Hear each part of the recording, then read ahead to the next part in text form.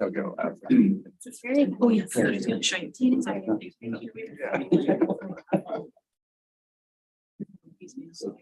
what I don't like. His way. Good, so.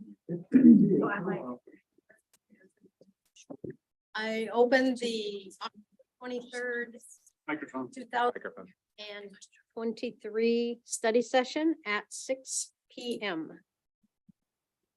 And all are present except for Mr. Reed, and he did call in today, so. You want a motion? Mayor, he'll just be late, so we don't need a motion to Okay. excuse. He'll be in Oh, closer okay. to 6:30. Okay. He said. Very good. All right. So we will move right into number 1, police department updates. All right, I'm number one. Yay, Ooh, first time moving ever. up. So good evening, Mayor, Council. So while I regularly provide police updates to Jason and the mayor and to your Public Safety Committee, tonight I have the opportunity to provide you all with an update about your Sumner Police Department and kind of some of the public safety topics that we're really grappling with as a community right now.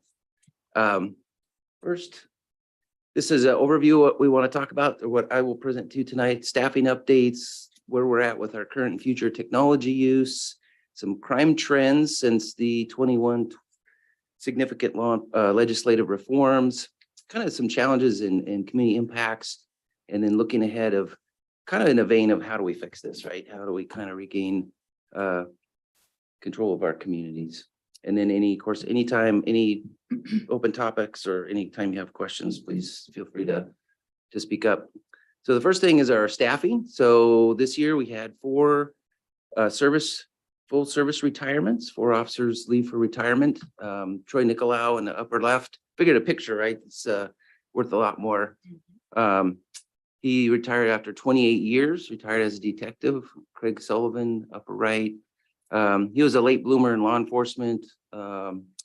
He's a bit older than he looks, but he spent 14 years with us since 2009. I believe we hired him right in the throes of the recession.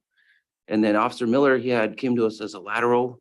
So he had 29 years, I believe. And then Sergeant Curley, lower right, he had all 29 years of his service with the Sumner Police Department. So I still have my hair, so that means it's not ready to retire. So if I you was notice gonna the say, common that's theme why there. barbers are going broke right there. Yeah. And then we also had the separation of Officer John Kaler after 18 years of service. So with that, we've hired some new folks. So we've got, so now keep in mind, total 5 vacancies. So we've hired 3 so far. Starting on the right is Brittany High. She was originally hired as our community service officer in 2020. She did code and parking and kind of anything else she was assigned to do, court transports, field transports. She's been hired now as a commissioned police officer. Next to her is Marcelo Cular. He came from the corrections industry, working since 2016 with the Thurston County Corrections, the Thurston County Jail. And then to the far left, and those 2 both started August 1st, and they have academy start dates. They're entry level, so they have to go through the basic law enforcement academy, 720 hours, 5.5 months. So they'll go to that. They've got a confirmed date of November 14th, which would put their graduation date at about the mid to end of March of 2024. They've got some holidays in there, so Christmas and Thanksgiving. And then to the left, that's Officer Gregson, Justin Gregson. If you ever go down 63rd Street, probably notice the Federal Way police car. Well, now it's a City of Sumner police car. So he started with us June 1st. He spent 8 years of his career policing in the city of Federal Way, and said Sumner's an awesome place. I live here. Why don't I just work here too? So we're extremely thrilled to have him to join our ranks with the vast amount of experience he brings. And before that, he was a Washington State Trooper for 2 years. So we still have 2 vacancies. We just had a lateral applicant from the city of Orting that's been in background. He just passed his polygraph today, so we hope to get him an offer later this week. He's got about 9 years experience being a Washington police officer, so we have every reason to believe he'll be able to hit the ground running. And so that leaves one other position, and I think they've been holding a series of entry-level interviews as well. We've got one Auburn officer that's in the hopper as a lateral. So we're continuing to pursue filling those vacancies, but we want to make sure that we get the right people in those positions. So this is our current structure. I know it's hard to read. I don't expect to. It's got the names of the officers to my right, your right as well. You'll see Deputy Chief McCurdy, 2 team sergeants, and then there's 7 officers below each of those. This one currently reflects the vacancies. And then we've also got this 2 detectives and a school resource officer and a community service officer, and that all is our patrol division, as well as investigations. And then, of course, to the left, that's our support services, and that's animal control, it's records, volunteers. So we kind of took this opportunity with Sergeant Curley's pending retirement and a few incidents that occurred in the department to really look at, is this still the right model? So bear in mind, with 2 team sergeants, you're not gonna have 24-hour supervision. So 24 hours a day, the team sergeant works 12 of those. So at best, you're gonna have a supervisor, other than Andy or myself, on duty 50% of the time. And then you add in training and other absences, sick leave and scheduled vacations, whatnot. And then you look at just, what are we asking these guys to do? What are we asking these supervisors to do? Monthly journaling, quarterly check-ins, annual evaluations, not to mention just the sheer feat of rounding up pay check or timesheets every pay period. I don't know why boggles the mind, but that's it. That's a thing. So reviewing reports, having them do follow-ups, making sure their vehicles are maintained. We're asking a lot. And with the legislative changes requiring a supervisor to be present for pursuits, or a supervisor to even authorize the initiation of a pursuit, and my policies on use of force that supervisors need to follow up and document and stuff, is that really being done to the appropriate level? And so Jason and I started that dialogue fairly early this year and said, we need to rethink this. And what we came up with is my proposal, and it's got the mayor's and Jason's support, is we really need to have a sergeant on each patrol shift. We run 12-hour shifts, 2 shifts in a 24-hour period, and then they alternate between the former 2 teams. It's for one, it's no increase in what the council's authorized for FTEs. We've got 16 in patrol. Before, 1 was a sergeant and 7 were subordinates. We're still going to have 16 in patrol, 4 on each patrol team.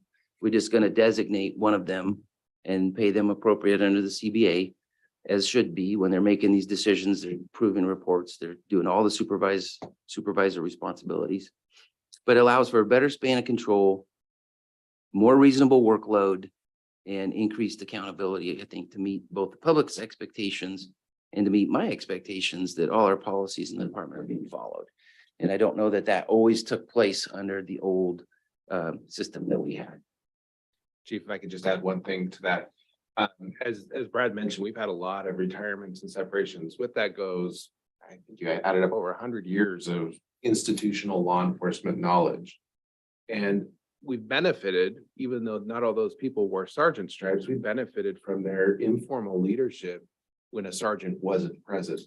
And now we have a much younger department, all capable and competent, but years of experience helps you make better decisions, especially in a high risk environment like law enforcement. So having supervisors that are specially trained is key to making sure that we maintain our high level of standards. So under this is what it would look like. So we'd still have the deputy chief and we'd have our patrol, but you see it's flatter. You're gonna have a supervisor and then 3 officers on each team, as well as we'd still have our detectives, our SRO and community service officers. But again, I think that's gonna bring a lot more, accountability, and having a person. I think that if a citizen called and wanted to speak to a supervisor at any given day of the week, any given hour of the day, they should have the ability to do that. And we've had a number, like I said, we've got extremely experienced officers. They've always stepped into those roles, based on their seniority with the department in the absence of a supervisor. But I think for what we're asking them to do, the title and the pay should come with those responsibilities. So that's kind of what I'm proposing. And to that end, so we went through civil service, we came up with a testing process very similar to what we used in 2022 through public safety testing. Got approval from the Civil Service Commission, announced the positions to establish a list and the criteria. And then today we had an assessment center in this very room, 2 outside assessors plus City Attorney Marquez and Jeff Steffens, our Administrative Services Director, and we had 7 internal applicants. So I think with the recent personnel changes and things that are going on in the department, that shows, I mean, that's for an agency our size, that's half our patrol division that applied. And that speaks volumes, I think, towards that they see the potential and the way the department's going, and they want to be a part of the leadership. So I think it's a great opportunity. I was very pleased with the process today. I was pleased with the number of applicants that expressed an interest and went through the whole process. Now I'm going to have some really difficult decisions to make. Because if you do the math, 3 out of 7, that's going to be difficult for me. So the next thing I want to talk about is just kind of, I get frequently asked, you know, people see apartments going up, and whether it's in Rotary circles or whether it's in community groups or whatever, I get, you know, what's the city doing, right? What are we doing to meet all these growth demands? Well, staffing, that's something that we've been looking at. It's something that we constantly look at, both in our capital facilities, where are we going to put them, and who do we need to perform the jobs? So for law enforcement, there's a number of different matrix out there. Probably the one that's the most universal, if you will. If you look at national statistics through UCR data, the FBI, and they typically look at population per 1,000 of officers as a ratio to every 1,000 residents. Well, you know, Sumner's unique because over half of our community is industrial, it's not residential. So our overnight population, our dormers, are people that register, that live here on a full-time basis, is relatively low for the geographic size of Sumner due to our industrial center. And so then that's where you look at more like, what's your calls for service? What's your demand on your personnel? So the 2 bullet points below that, the 1 per every 1,000 dispatch call for service, not a self-generated CAT event. And also the amount of discretionary time that they have during their patrol shift. So when you look at, Puyallup had a staffing study in 2018, and those are the 2 things they looked at, is caseload and discretionary time. And a good example of that is, and I'm not calling any particular jurisdiction out, but look at the city of Fife. They're within 300 population of Sumner. But they have a significant number more officers than we do. They have 5 detectives and 28 officers. It's because the demand. It's because the calls for service. They have more calls for service than Bonnie Lake. Bonnie Lake's around 23,000 population versus Fife's still 11,400, something like that. So, there's a couple different matrix that we look at, but that's all in our comp plan, and that's definitely things that Jason and I have discussed as, you know, Sumner continues to grow. And then what are some of the challenges with that? Pretty sure you're all aware, right? Limited capacity here at City Hall, whether it's office space, lockers in our changing rooms, just plain storage, and secure parking for police officers in their vehicles and their equipment. And then kind of an issue that's facing a lot of departments nowadays is lack of training facilities. We're constantly dependent on others for training facilities like gun ranges. EVOC stands for Emergency Vehicle Operators Course, which we have to rent facility at State Patrol or Pacific Raceways in Kent to be able to go out and have officers test their skills operating their vehicle under different scenarios. So those are challenges. We use our meeting room / our EOC is also / our training room, and it really only will seat 25 people. And if you're doing, we have to do our DT training, our physical training, cuffing, controlling, taser, baton, OC pepper spray in small groups, because we can, with mats, we can only fit a few people in there at one time. So, but we're always looking at different options, trying to maximize our partnerships with the school district, with other departments. We're forming a cadre of instructors, of use of force instructors. So we we can use other departments' facilities, their instructors, they can use ours. But that is a challenge. Want to talk about that discretionary time too, right? Because part of our mission is providing value needed services that promote our sense of community. And that's an important piece. We have a very good community connection with our officers. And to do that, it takes time, it takes investment, it takes doing stuff like what you see there is Camp Possible at the Y this summer. It was a camp for blind kids, and we had a law enforcement day out there with SWAT team rig, and we got King County helicopter to come in. It was pretty awesome for the kids. You got block watch pictures down below. And then one thing we've been doing a lot more of, see that he's got that thank you slide up there. It's COPS. It's their community outreach program. We've been doing women's self-defense classes at the Y. Been doing quite a few active shooter trainings for businesses. Andy has done, I think, every school in the Sumner School District for active shooter training. But those are you got to have the discretionary time to do those projects as well. And it's building that community policing and also being proactive policing. You know, you get to the point where unfortunately a lot of jurisdictions are in, they're called to call, and the time they're not immediately on scene at a call, they're in their office or in their car documenting the call, right? Doing a report, filling out paperwork, and that consumes their entire day. And so they don't have the opportunity to do any proactive policing in problem areas, you know, addressing vandalisms in our parks or addressing speeding complaints on side streets, you know, those kind of things that we've come to have the luxury to have our police be that responsive. And so that's part of that matrix with calls for service and discretionary time too, is to afford that proper balance. And then the other thing I want to report out on was our last year's recipients of our awards. So in the upper left, that's Jerry Schliessman. He got the Top Gun Award for having outstanding marksmanship. He's also our department firearms instructor and our SWAT team sniper. So he throws more lead downrange than probably any person in the department, but it's reflected in his high marksmanship. And he's an excellent instructor too, by the way. In the upper right, Nikki Tosh, this was peer nominated, peer voted employee of the year. And then the lower left, it's Marcus McDonald. He was the peer nominated, peer voted officer of the year. And in the lower right, that's Sergeant Houselog. He received our department's Guiding Principles Award. So this is for the employee in the department that throughout the years constantly demonstrated our department's guiding principles of teamwork, commitment, dedication, and professionalism. And he was the sergeant that got promoted over Officer Kaler and still had to supervise Officer Kaler.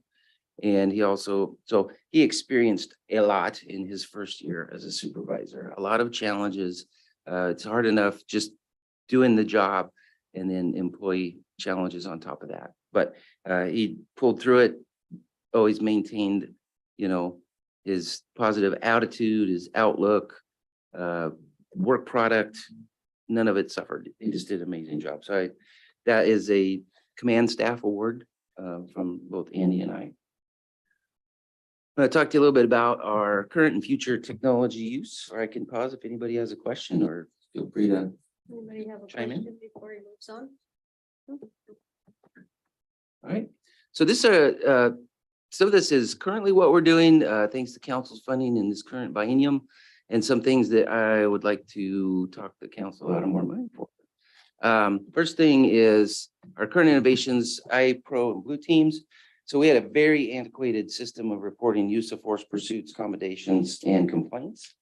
And so it was done on a piece of paper, and then it was entered into a really antiquated database, and then it was stored and archived, of course, investigated and whatnot. But this Blue Teams, in light of the state moving towards universal reporting of use of force, and what that potentially could even look like. We still don't have answers to yet. But I thought it's time, right? It's time to up our game and have better reporting, more robust, better databases. And so that's what iPro and Blue Teams were kind of the premier provider in law enforcement for that purpose. So we've been using that. We implemented early this year, let's say February-ish. The other item, it's called a RAP. So it's a safe restraint system. So before, understand if somebody's restricted with handcuffs behind their back, it doesn't stop them from kicking. It doesn't stop them from hitting their head on things, biting other things. So a traditional option in law enforcement was leg restraints, hobble cord. And this is a much better, safer restraint device because it puts the person in what we call the position of recovery. And that's a much better situation than what could be afforded with the hobble cord, which their legs were behind their back. So basically the nylon strap goes around their ankles. And then that long piece you see there wraps around their legs and secures with Velcro. The vest piece fits over them. The two attach in the front. And what's not pictured here is they got a little foam helmet to keep them from hitting their head. And it's an easy way to restrain somebody that needs that level of restraint to be transported. So we got two of those and have had all our officers trained up on their use. And then Guardian Alliance Technologies is one that we found we were able to budget within our existing budget because it's kind of like it's a one-time setup fee and just a pay per use. And so when we would get an applicant in NeoGov, typically what would happen is we'd print off all their materials, they'd go to our background investigator, and then they would do basically a paper, compile a paper folder for the candidate. And then that would go to me. I'd look through everything. I'd write up a recommendation to hire, and then go to Jason and go to Jeff. Everybody gets eyes on this potential candidate. So this is a completely automated process. And when we started looking at, one of the challenges I'm going to talk about here in a minute is these candidates are going fast. So it's really who gets to them first, unless they're extremely loyal to the jurisdiction. It's where they grew up, for example. So we can share information about candidates that a lot of other agencies are using this Guardian technology software. So it's a complete background. It imports the data from, we can get the data put in from EOGov. The applicant has a single login. They go in, they answer a questionnaire. It can do the credit check, the national decertification index check, puts everything electronically in one basically background packet. I can go in and look at any time where an applicant's at. The applicant today, we got his polygraph report. We'll upload it into that. When it gets to the decision point, Jason has credential logins. He'll look and it's fully automated. And it's just a much better practice. But I really like the idea that we can share background information. When we were competing with Marcelo Cular, the Thurston County applicant, he was also in process in another department. And we were under strict timeline because he had a start date with another department. And so I was able to get some information that was already existing in Guardian to kind of help with that. So it's so far what our experience has been very positive. Everything we talked to other agencies was very positive. And it's a pay-per-use software as a service. Some future innovations. So we learned one thing became very clear to us in the Coach Jackson felony case. There was volumes of digital data that was subject to the search warrant we served on his Instagram, Facebook, Snapchat, just 4 terabytes. It took weeks to download. And that's just taking it from the iCloud server that was down to a device that we could have. And then we have to still mine that for data. We have to mine it for communication, right? Not the kids unwrapping Christmas presents, but the data we're looking for specific to this crime has been alleged to have committed. So we didn't have any forensic scrubbing tools, searching tools. We had to rely a bit on the Pierce County Sheriff's Department, a bit on Bonnie Lake. So basically, we decided this is an area of investment that we need to make. This digital evidence is where things are going. Cell phones, tablets, laptop, videos. This is kind of the direction of the future. So that involves basically, we took an available office space in the police department and we're setting it up with a standalone computer that's fast. We learned that that's an issue. And digital evidence, we'll have cell phones, that's constantly emitting a signal, right? It's constantly hitting a tower. It's constantly getting, it's why it always knows what time it is, it always knows. And so with digital evidence, you have to have a way to secure that device to where you can lock it down. And that's what the Faraday company makes. So we have lockers we have envelopes to put them in, and then a locker to actually go in. And while they're examining the phone, because nowadays, depending on the kind of phone you have in the service, you can wipe it remotely. And if it contains evidence, we don't want that to occur. So there's a certain procedure for doing it. So we're making a significant investment. Jason was able to find some funds to get that at least initial setup. We've had a pending drone grant since this is like one of the longest projects ever, I think since 2020, with the Pierce County Department of Emergency Management that oversees a distribution of Homeland Security funds that they receive from the state and the feds. Anyway, it's for a Evo 2 drone that would have forward-looking infrared. It would have night vision. It would have a little remote speaker that we could make announcements to people to come with the software for mapping 4-dimensional. So we could do crime scene mapping, collision mapping, and then also drone operator training. So still waiting on that. I was told it's been in final approval stage for the last 10 months. But every time I check with Pierce County, they're still working on it. So I still expect that to come through. And quite honestly, we're to the point where even if it doesn't, it's affordable technology now. The problem is, and you're all aware of supplanting, is if I budget for it, I can't accept the federal funds for that very same item. So while we've been in limbo over this, and they're very cautious about giving money for drones. And there was a bunch of different issues. And it was don't buy drones if they're from Taiwan or China. And so this one's from Germany, but anyway, so working on that. And then the other item is a bullet wrap. And that's a device, it's fairly new technology in the last couple of years.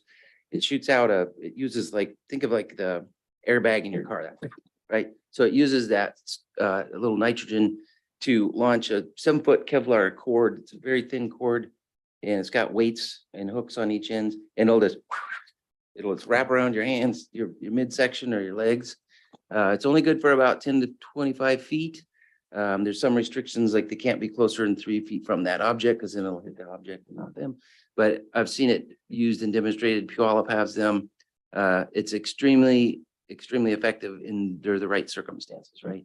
If you got somebody that's generally just a harm to themselves, doesn't justify any lethal force, this is a great less lethal option. Body worn camera, I want to just give you a quick update. So it's been since January of 22 that all patrol started using body worn cameras. Detectives and ACOs and admin, which is myself and Andy, started in April of this year. This is a little dated. I did it before I left for a vacation earlier this month, but we had 17,196 items in evidence. This morning, I had to go on to look for something else, and we're just over the 18,000.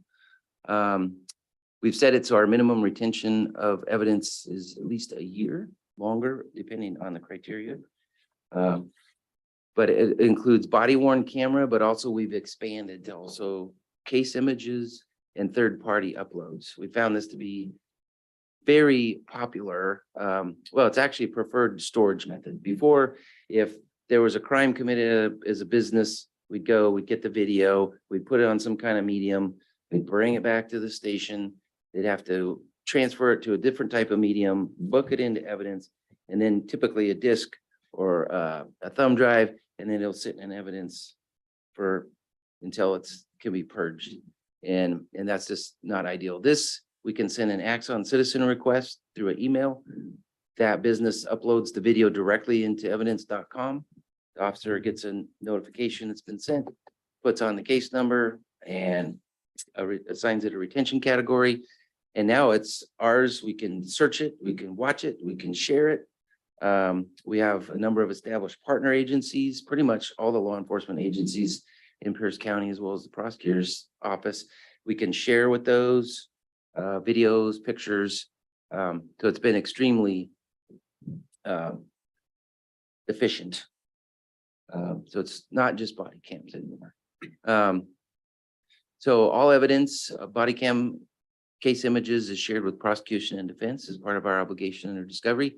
And then on top of that, you've got your personal records requests, typically from uninvolved parties. I checked with Maria, and as of, this is also probably the 1st of October, she's had 48 public records requests involving digital evidence, body worn cameras specifically. 12 are currently open. Interestingly enough, most of those were insurance companies regarding auto collisions. They're investigating claims. 10 were for animal control, which I thought was also interesting.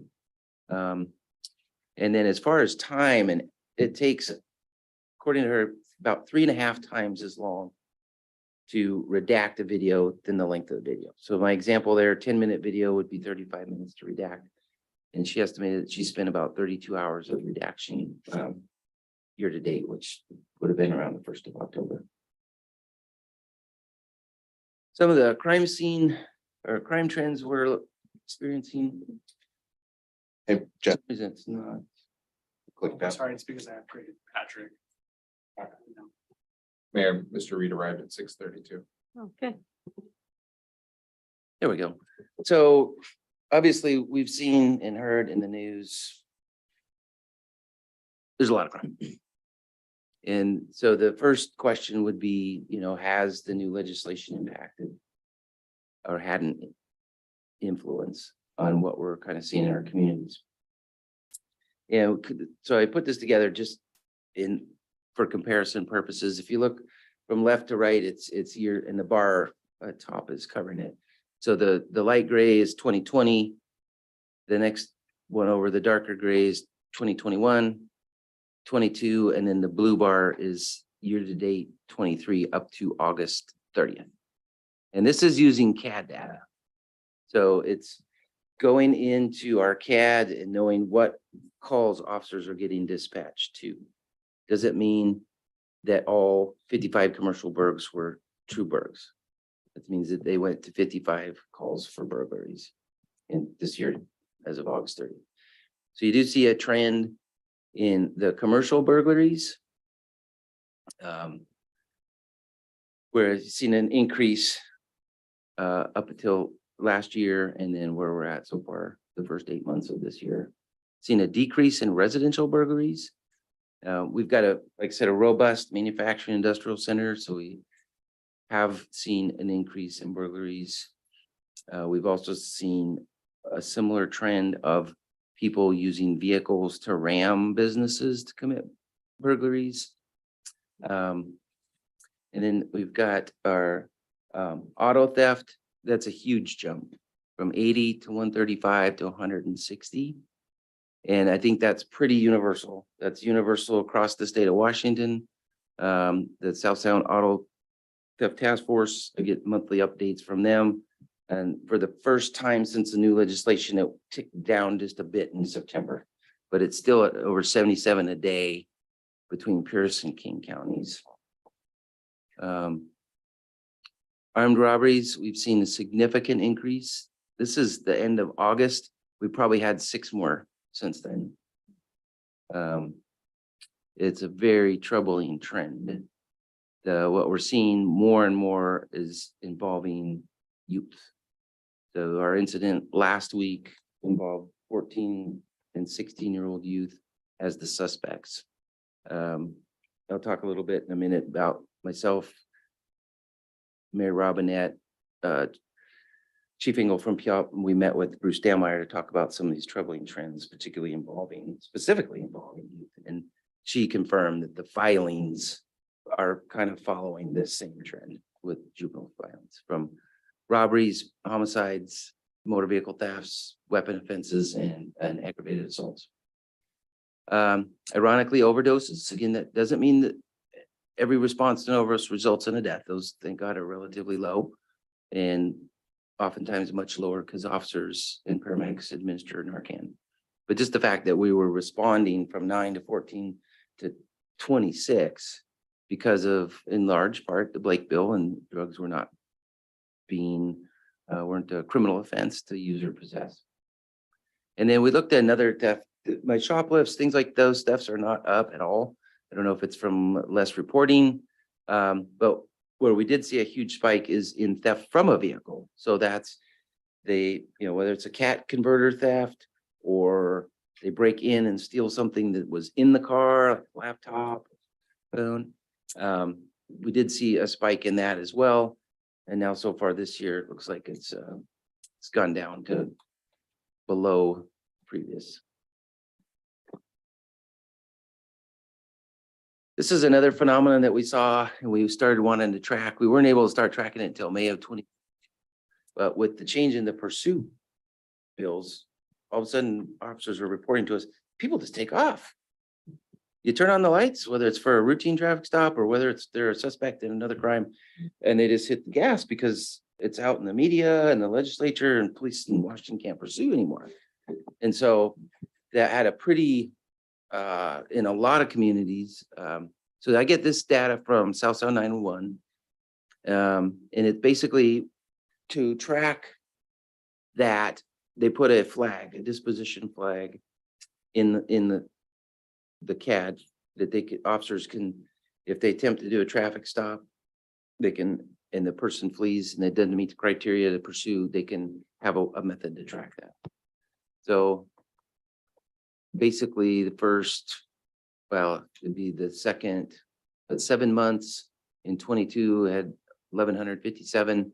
And then this is to August, I believe. Yes, into August of this year, countywide, we're already at 1,607.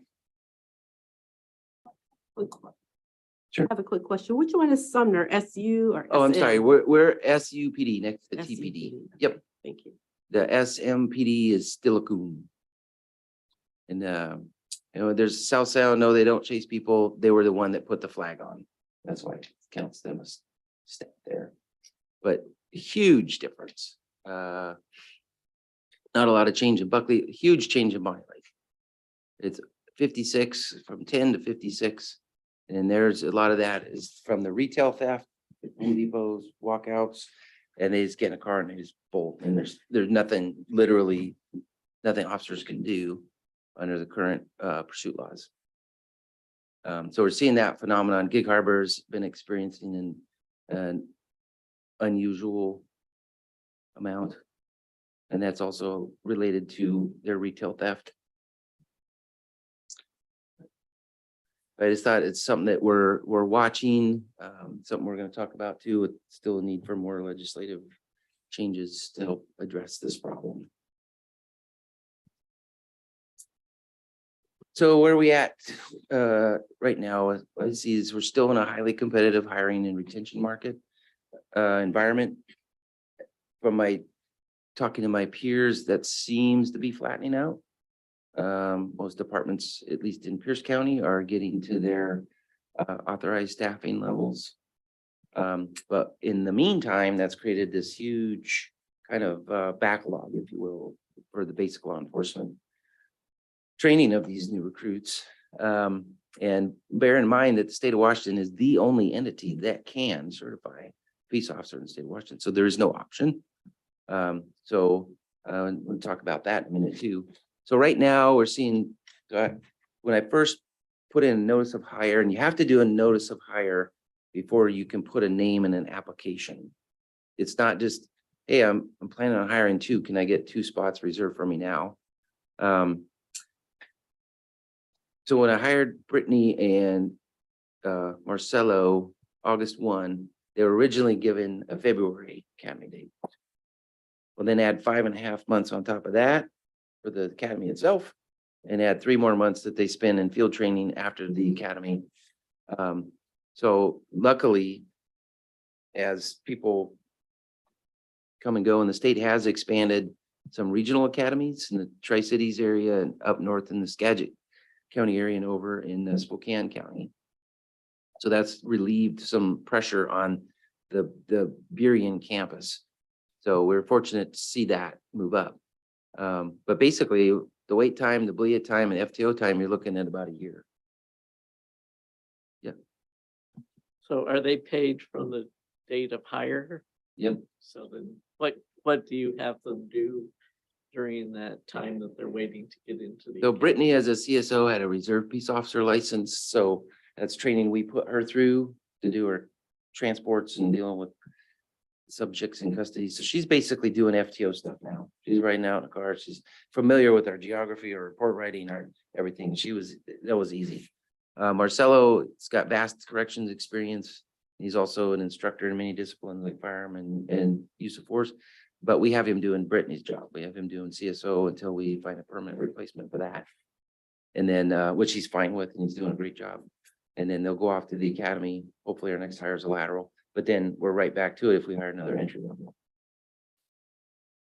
But that's the $1 million question, because departments that don't have, like we just happen to have an available CSO slot because Brittany.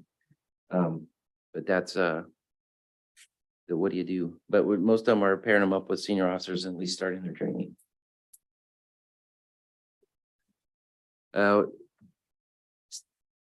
Law enforcement was not the only subject of staffing shortages due to the pandemic and also legislative changes. A lot of jails experienced. Pierce County was probably the most affected. And that's resulted in increased restrictions and costs in being able to get folks booked into Pierce County Jail. We've seen some relief, been able to book into Puyallup. We booked into them over the weekend.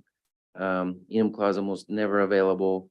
And we have a new contract with SCORE and our contract with Nisqually. So those are take the officer off the road for quite a while. And then we're having a unique issue with juvenile detention at Raymond Hall, which is the only county-run juvenile detention facility available to us.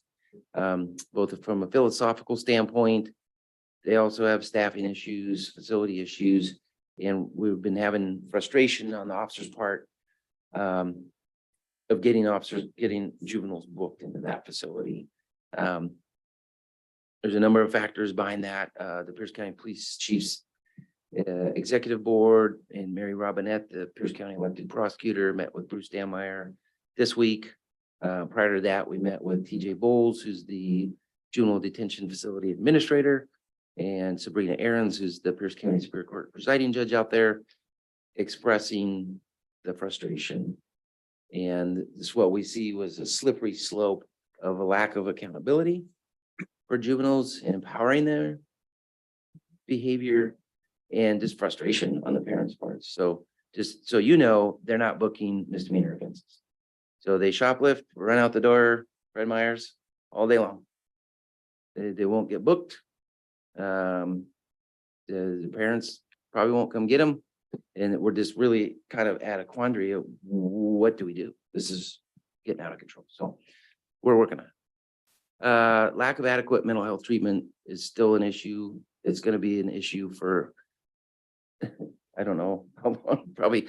But one thing that recently came up in September was the Department of Social and Health Services that runs Western State and Eastern State Hospital, which are the only forensic hospitals in the state of Washington, besides their sexual violent predators commitment unit out on McNeil Island. They have for many years not been complying with their statutory requirement to do forensic criminal evaluations, competency evaluations in the time they're supposed to. And people were languishing in jail on criminal charges and not getting their initial evaluation, or if they were evaluated, found not competent, they weren't being restored within the statutory time. Now, at the same time, the SHS is full. They have, so let's take a criminal defendant that was not able to have their competency restored to the point that they could participate in their defense, or they didn't have the criminal competency at the time they committed the offense. The state has no choice but to dismiss that charge. And what they do then is DSHS is also statutorily required to basically see if they meet the criteria for a civil detention. And they call that a felony conversion. So they've had the charges dismissed because of their lack of competency, but then they're placed at DSHS for their mental health issues if they pose a public risk. So DSHS says they've been sued. They were sued a number of years ago in a federal case called True Blood. And they haven't been able to comply. They've been held in contempt. You've probably seen on the news where they're paying defendants X number of dollars a day for every day that they're out of compliance. So the DSHS says there's nothing we can do. We're in this Hobson's choice. So we're going to take these people that are occupying civil commitment beds and release them into the streets in your communities. So we have more capacity to deal with these pending current matters. The Washington State Association of Counties, 22 out of the 39 counties in Washington sued and has an injunction. So right now we're waiting, but that's scary. Western states in Pierce County, Eastern states in Spokane County. It's what they had no plan. They couldn't tell you how many, they had no housing. And it's like, you think our situation is bad now? What if this were to happen? So, thanks to the counties for trying to at least get some, I don't know what I don't know what the resolution is, to be honest. So looking ahead, kind of, safety is one of the fundamental government services. And we need to look at, and Jason's going to speak to this as well. Public safety legislation, it's still a tough fight in Olympia. It's going to require unified support by county, city, stakeholder organizations.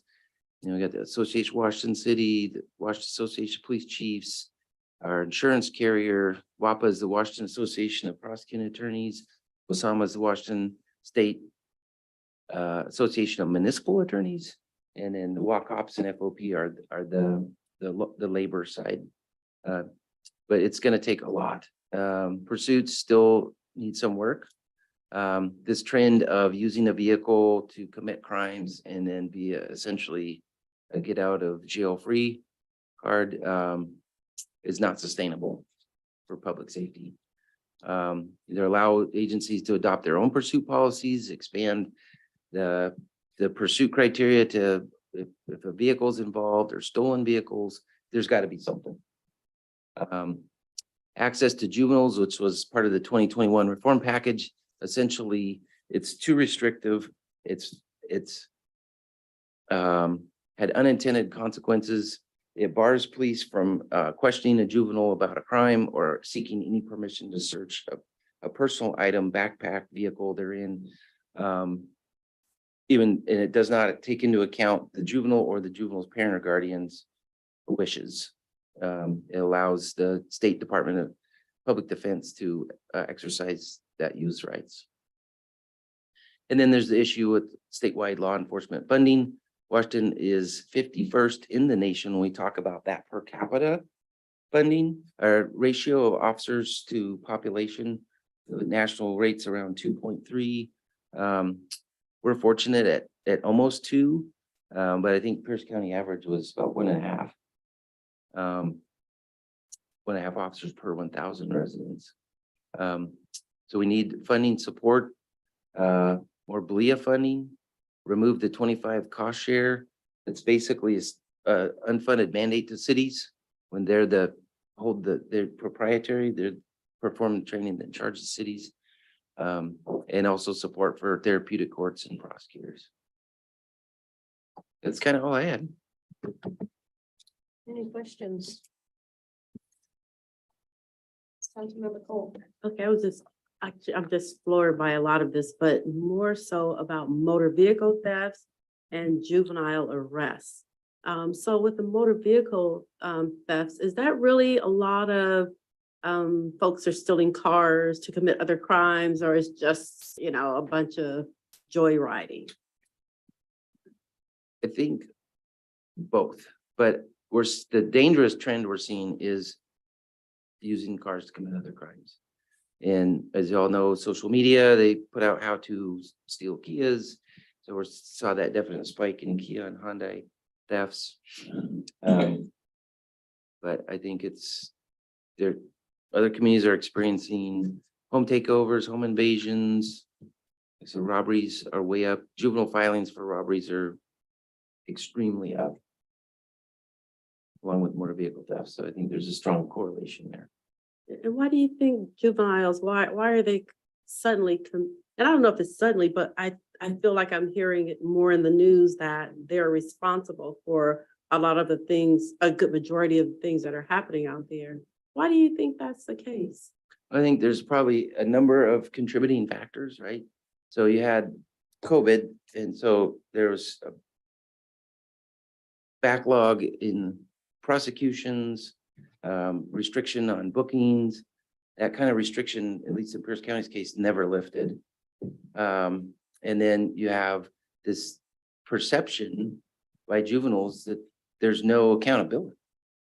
You know, one, police can't chase them in a car, same as an adult. And that's, I think that's a big factor. And then I don't know how many know, because it wasn't nearly as well publicized about the restrictions about law enforcement questioning or searching juveniles. But I think there's probably a number of factors.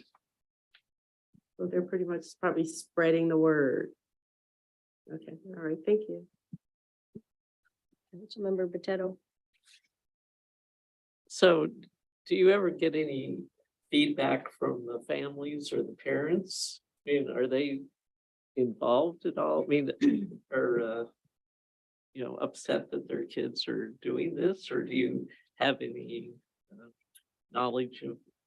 Well, like the suspects that were apprehended, we didn't have any contact with their parents, although all their parents were notified by officers that night.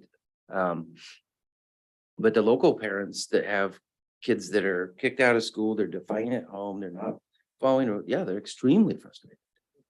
You know, and one of the parents went to the juvenile court proceeding at the arraignment and gave testimony that these kids need to be detained. This is serious. Thank goodness the judge or commissioner kept them in juvenile confinement. That's good. Yeah, because it just seems somehow society seems to be broken down with all this going on, and then to hear it.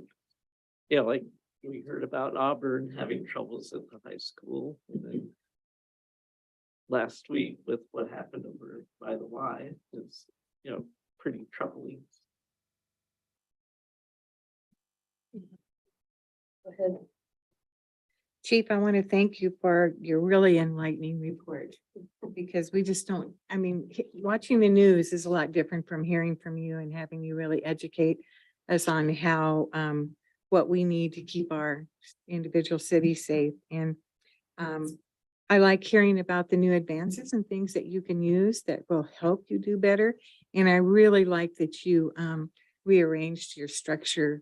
I think any organization needs to do that at different points. And I just think it's an important thing that you took it on. I mean, it's easier just to stay the way you are, but you took it on and examined it thoroughly. So I thank you. Yeah, we've been at that level for 20 years. So thank you for your time tonight. I know it was a lot of material to cover and oops. Councilmember Stewart. Yeah, Chief, thank you so much for this report.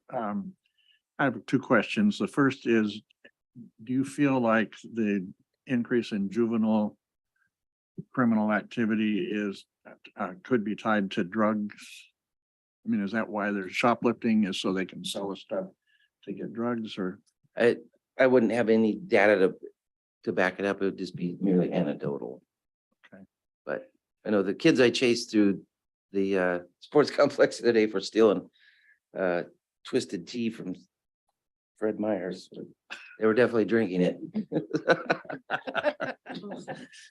And then this is a great report. Is there anything that you publish for the community, for the citizens of Sumner to read about the problems that you're facing, to get more support, say during the budget time, or community policing, things like that? Yeah, there hasn't been any specific reports. I know this is a regional issue, you know, Sumner's not an island. So building up to yours, I know that Lakewood's done a significant amount of data. The city administrators and mayors have been meeting as a group. This is a problem we've got to tackle. It can't be a Sumner problem. It can't be just a Puyallup problem, right? This is a regional problem, and it's gonna take all four legs of the stool, right? The courts, the cops, the probation, and corrections to fix this problem.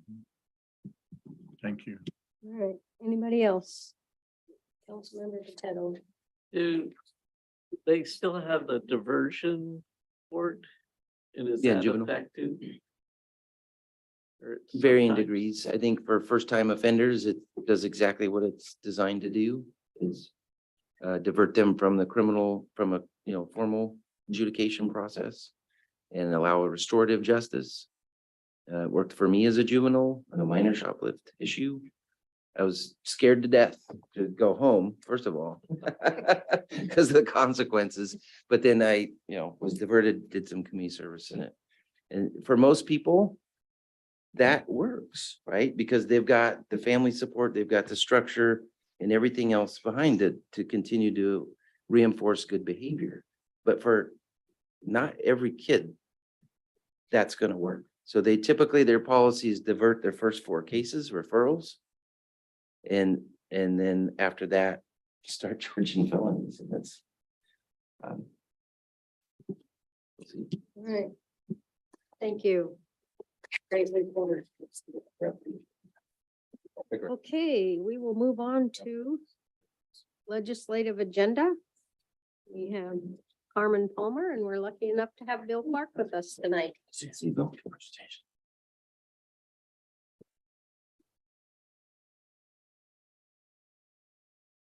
Good evening, council and mayor. I'm Carmen Palmer, your communications director, and I always hate to follow the chief on presentations, and yet here I am again. But there is a reason, as he kind of previewed some of the law enforcement challenges he's experiencing crossover into the legislature and the legislative agenda. So there was a reason for this. I think I'm going to dive right in. We didn't overly orchestrate this, but Bill Clark, our lobbyist, has joined us. And I think what has worked well in the past is I kind of go over in general, a main topic, and then turn it over to you for any follow-up. So we'll just continue that. And we did keep the chief up here for law enforcement. So before you tonight is actually quite a different legislative agenda than we have ever done before. If you remember in the Wayback Machine, when I first arrived here, more years than I want to admit, we pretty much just rubber stamped AWC's legislative agenda. What the Association of Washington Cities put out, we said, yes, that looks great. We figured nobody in Olympia was waiting to hear what Sumner had to say with bated breath. Then we started realizing cities around us were receiving a lot more grant money and a lot more state money than we were. And we figured out if you don't ask, you don't receive anything. So that's right around when big projects started developing, like White River, traffic in Maine, traffic in 410. And so, we hired a lobbyist and started being very specific about what Sumner needs out of the legislature. And that worked really well for us. What we saw in the last session, and if you recall way back, I believe it was in June when Bill and I were before you and we were giving you the recap of the 23 session. And we said, this is building the foundation of our 24 agenda. What really happened in the 23 session was quite a lot of state efforts to, for lack of a better term, micromanage cities and really start to make directives at the city level, how cities would do their job. things we did not see coming. There were a record number of bills filed, just at quite an avalanche of bills. So how do you draw an agenda from that? Just to remind you, an agenda does two things. It educates the public and the legislators on how things before them affect Sumner, what Sumner needs, how issues we think they're going to consider would affect us. It is also a policy document that gives the mayor and staff permission for how to comment on bills that arise. So if something pops up that would greatly affect Sumner, but it was nowhere covered in our agenda, it's very difficult for the mayor to comment because it could be perceived she's commenting from her personal opinion. And so the trick is to have an agenda that gives some very specific feedback, but is broad enough to try to anticipate what is coming before the legislator. And that's getting harder and harder to do. So what we did with this one is a little bit of a combination of what we've done in the past. We thought the Association of Washington Cities, their core principles did a lovely job of encapsulating the challenges we've been seeing at the state level affecting cities in general. So we borrowed that language. And then we really thought about, and this came from what Bill presented to you at the recap. Because this is a short session, any bill introduced and not passed in 23 session is still considered alive. It could come back. So we decided to use that knowledge and that structure to our favor to go over the ones we at least know about and tell legislators how that would either help or hurt Sumner. And so that's what you see before you, is that in the top of the gray is the very general language that's coming from the Association of Washington Cities that will hopefully pick up things we can't anticipate. And then underneath in green, using a tricky color coded system, in green are the proposed bills that would help the city and why.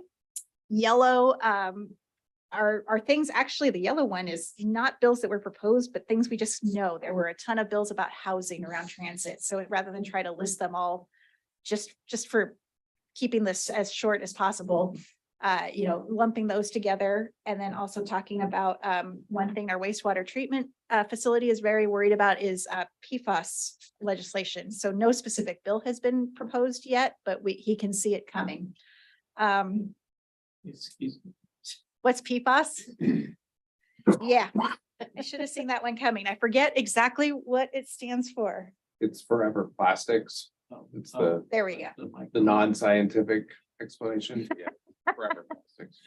And the fear there is that most of the legislation will come to keep forever plastics out of the environment and our water systems. The fear is most of that will put the burden on city water systems like our treatment facility without, of course, any corresponding revenue. I can go over these individually, but you see there the bill that was proposed, and then I have to adjust the gray because it's a little hard to read, but then the response from the city, why it's a challenge for us. And some of these are because legislators just might not know. For the avalanche of bills that were hard for us to track, it's hard for them to track. And so wanting them to have very specific reasons why this might be a concern. The top one under concerning sounds great, right? Make it illegal to turn right on red within the vicinity of a school or park.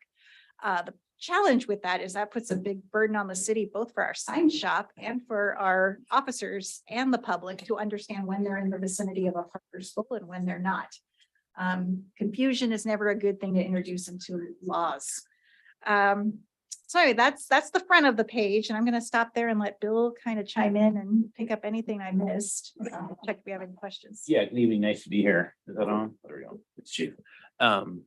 And I might add, I might invite the chief to come down and testify at this session because, and that's not a joke. I mean, as you can tell, the state's really struggling with, criminal justice and public safety issues, and they haven't gotten it. They haven't gotten everything wrong. They've gotten a few things right, but they're not done yet. And I think the more you can have, credible voices that are, that understand really what's going on in cities, I think that could be helpful. So expect a phone call in January. Yeah. Like Carmen said, keep in mind that the 2-year session, right? So all the bills that were introduced last year, and there were a lot of them. Recall during the COVID years, the legislature kind of had a self-imposed limit on the number of bills that legislators could introduce. And so there was this kind of pent up demand for legislators to like introduce bills, right? Because if you're not introducing bills, you're not doing your job. So there was just this avalanche of bills last year. The ones that didn't pass remain alive this year. And so a lot of the bills you see listed here will be bills of primary interest this year. Bills also, if they, let's say they passed out of the House committee, out of the House to the Senate, they don't have to start all the way over again, right? They start at their highest point in the chamber that they started in. So if a House bill made it out of the House, it just goes back to the House floor and it can be voted on the first day of session. So that's why the bills that are repeat appearances for those bills are important to track, because they could see action as early as the first day of session. As Carmen noted, some of these bills are really kind of micromanaging bills, right? And I think that's the theme that AWC has picked up on, that I think is really important that we can focus on. A couple that I'll emphasize too that I think are important for Sumner, where Sumner's in a unique position. I think the water rights legislation, which is Senate Bill 5517, recall that the city is one of 5 designated pilot projects in the state that has a special water rights permitting standard that it's currently working on as part of the White River Restoration Project. There are now 3 or 4 more cities that have kind of raised their hands and say, hey, we need additional water right permitting help as well. So I think there'll be a larger group of not just cities, but also water districts that will be working on that bill. And then I think there'll be a whole host of different criminal justice bills, because I think the police pursuit one's probably at the top of the list, I think for next year. I'm going to ask there, and we do have more about law enforcement on the second page, but before I flip the page over to page 2, any questions about or comments about what's on the support local decision making and this list of possibly returning bills? Any questions, guys? No, we're good. All right. As Bill mentioned, we did want to still hit public safety. And so that is on the top of the second page. Thank you, Jeff. In the appropriately blue category. This is language that Jason has been working and the chief has been working with other cities in Pierce County. So we use very similar, if not the same language. So we're speaking with one voice. That's where most of these bullet points come from.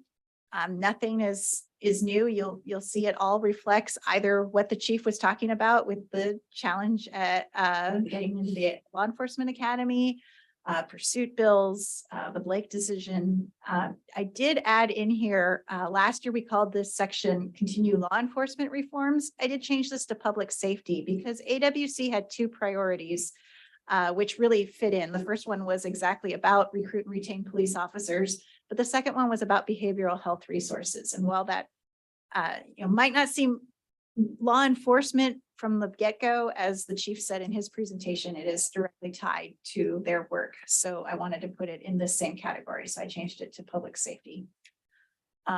So that's the language here in this section is all about public safety and law enforcement and what we would like to see in alignment with the other cities around us in Pierce County.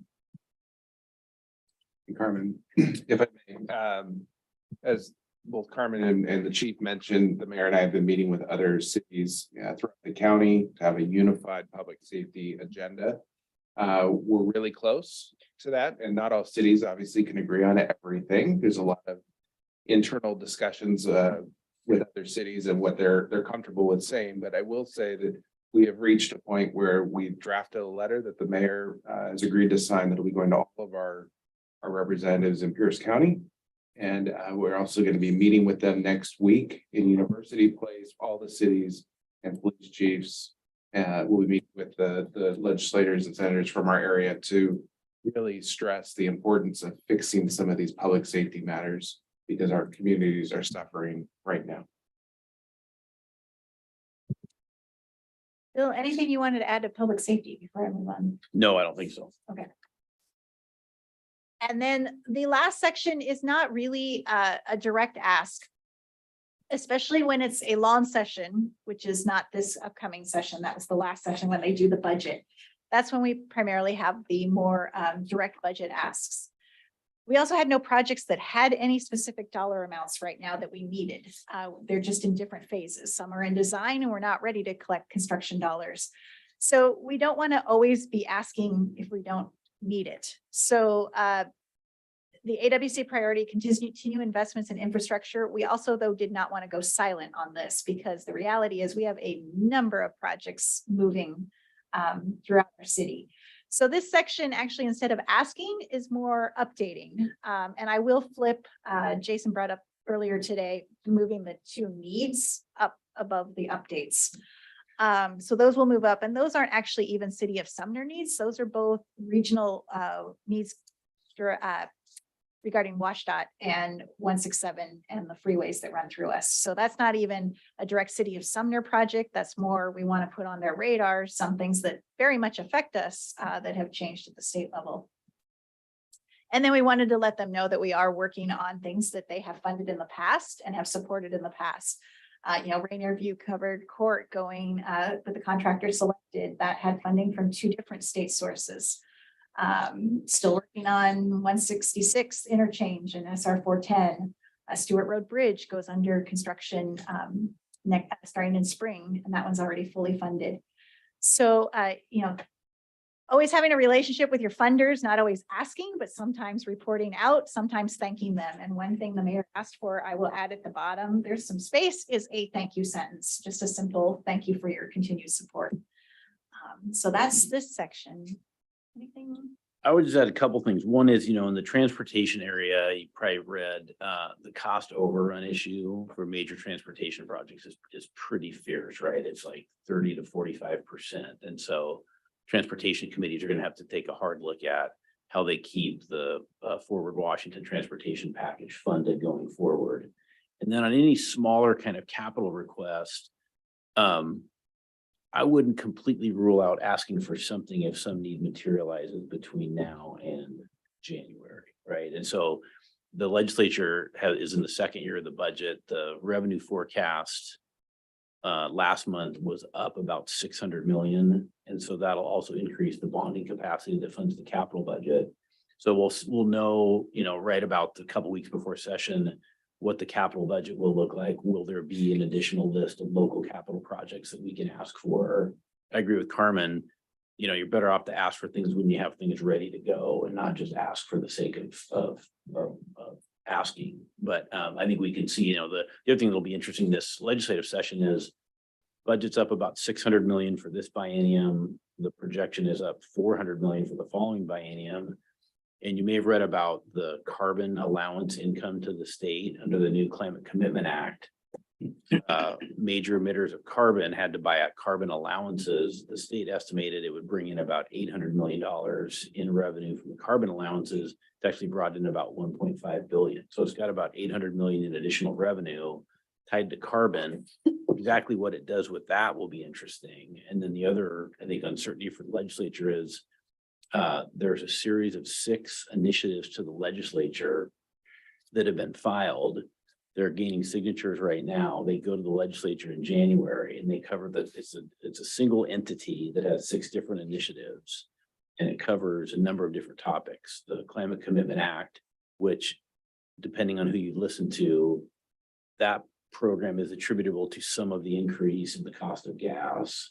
There's a capital gains initiative, there's a police pursuit initiative, there's a parental rights kind of school choice kind of initiative. There's the Long-Term Care Act repeal, long-term care tax that the state passed 2 years ago. Those all go to the legislature. The legislature can pass any of them if they want. They can pass an alternative and both would go on the ballot, or if they do nothing, then the initiatives that's filed go on the ballot next fall.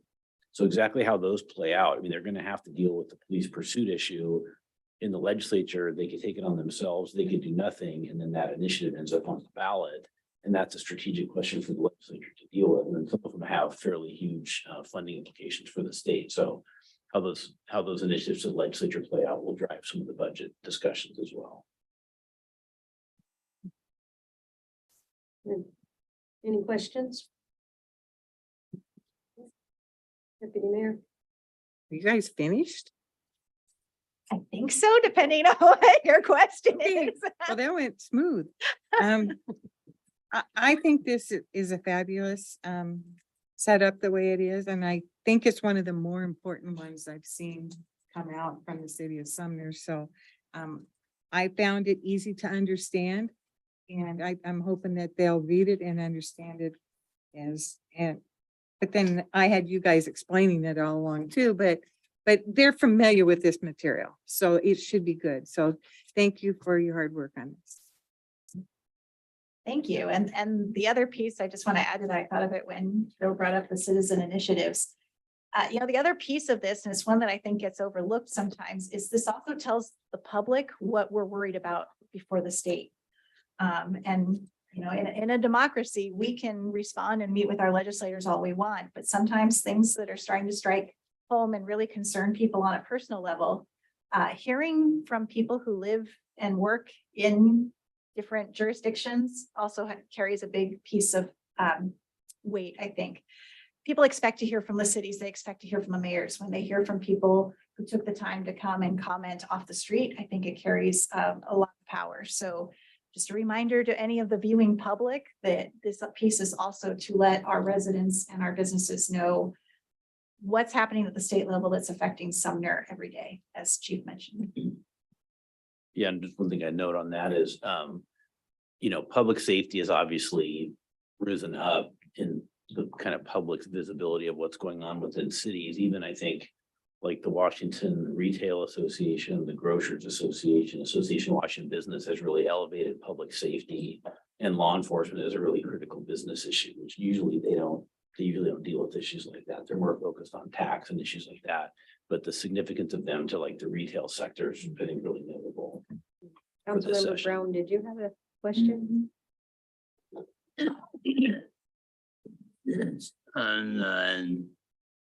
Not yet. Once you pass it, and I think we're scheduled to come before you on November 6th, then once you pass it, I put it online. I used to mail it to all legislators. I know that was your annual request. Now they tend to prefer to get things digitally, so I've been emailing it to all legislators. Thank you. All right, anybody else? Mayor, just one quick correction. You caught me. PFAS is forever chemicals, not plastics. It's not plastics. Chemicals. In your defense, the P would lead you to. Power 12. So Great. want to correct it. Yeah. Thank you, Bill, for coming and You all bet. you Happy to be do here. for Yeah, us. thank you all. Yeah. And Carmen, nice job. Thank you. Okay, we'll move on to Sound Transit construction update. We're all over the place tonight. The police department, at the parking garage. Down in Olympia. Good evening, Mayor, Council. I'm here tonight to give you an update on the Sound Transit parking garage.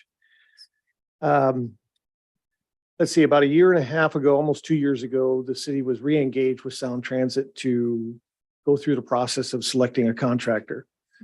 And myself and Krishanda Walker were part of that team. Sound Transit had 5 folks representing Sound Transit to review the applications, and we had 2 of us sitting at the table from the city of Sumner. So last year was, going through that process, trying to select a contractor that seemed to fit the character most to the city. But again, between Krishanda and I, we only had 1 of 6 votes. So we were expressing our concerns about some of the RFPs that were submitted and how they were worked, but we felt that we got the best applications submitted for us for the uses of our facility. So in that year, in 2022, we've held 25 meetings to go through that process with Sound Transit.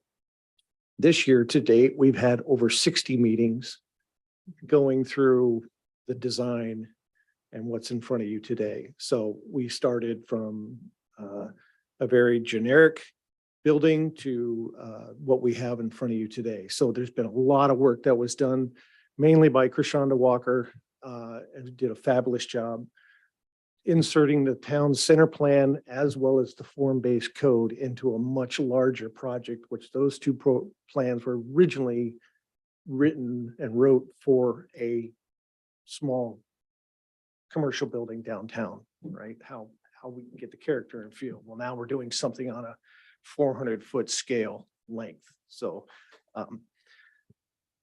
but I wanted to come to you tonight to give you kind of some background. So there's an unconventional method of how the Sound Transit selects their contract. It's a design build process, where the city does a more conventional process where we would hire an engineer and architect to design our project, and then we would put it out to bid. To where a design build project is a method that replaces the traditional method of awarding separate contracts for design and construction. The contractor, designer, subcontractors, and owners work together as one team to build a project. So there's a difference. They're allowed to do this out, the design build project. So that presents its own challenges because you have a lot more people than just your designer in front of you trying to get you to give them direction. You have a big, larger group. So tonight I wanted to go over some slides that we have prepared for you. This is the vicinity map. The first slide here that shows you where in blue, where the parking garage location is, which is currently in its current condition, placement. A little bit more here, we give where the fire station is, where the city hall is, Main Street, and the high school and the post office. Okay, so site circulation here. Long time ago, prior council, some of you were part of that council, where we wanted ingress and egress from Station Lane, especially with the buses, okay, through that route. So that's the darker blue of the line that's going on Station Lane. That is the bus route. There is ingress from Academy into the station, but you have to go out Station Lane. Okay, there's also ingress from Harrison, but you have to go out Station Lane once you enter the building itself. So, of course, we have, the ability to the Academy Bike project that we just went through also has access off of Academy into the facility as well. And on this site circulation map, you'll see some site amenities where you see the bicycle racks there in both facilities, and outdoor seating, and where the bus stops are, some lockers, etc. You go to the next sheet here, we talk about the site amenities, which is, again, lockers, where the plaza is, the bus stops, outdoor seating, ADA parking, and some of the light pole features here. Where you see the coming around the circle, you see the 4 longer, darker spots. That's the bus actual drop-offs right there. Oh, do I have a, Jeff needs to change his picture. Yeah. oh, Doug is changing. sorry, I should, Oh, sorry. yeah. I think I like yours front. Get with it, Jeff. I like yours better. Doing 2 things at once is sometimes challenging. So those are the actual bus locations where they drop the people off. As you come into Academy, it's called the kiss and ride parking lot. Basically, you drop somebody off, give them a kiss, say goodbye, and Can you go Yeah. through that more than once? yeah, well. Yeah, thank you, Mayor. So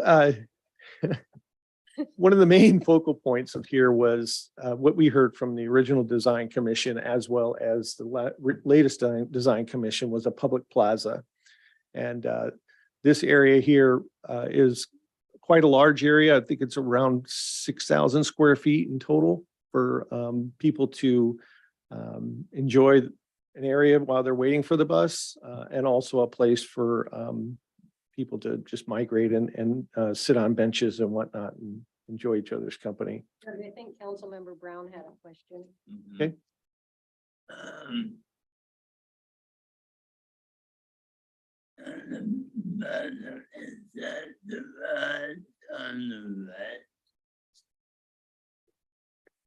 Garage is on both sides. I'm sorry. Yeah, I'm sorry, the garage will go over Station Lane. The second story of the parking garage will go over Station Lane, which I have a rendering here that'll show that. But in order to access and create the spaces that they needed to go over Station Lane and allow parking. There's 4.5 stories, so 2.5 stories will be above Station Lane. Yes, yeah. Councilmember or Deputy Mayor. Is that little area that's kind of set aside, is that another parking lot? It is. This is the parking lot that's due on Narrows. It's just, if you took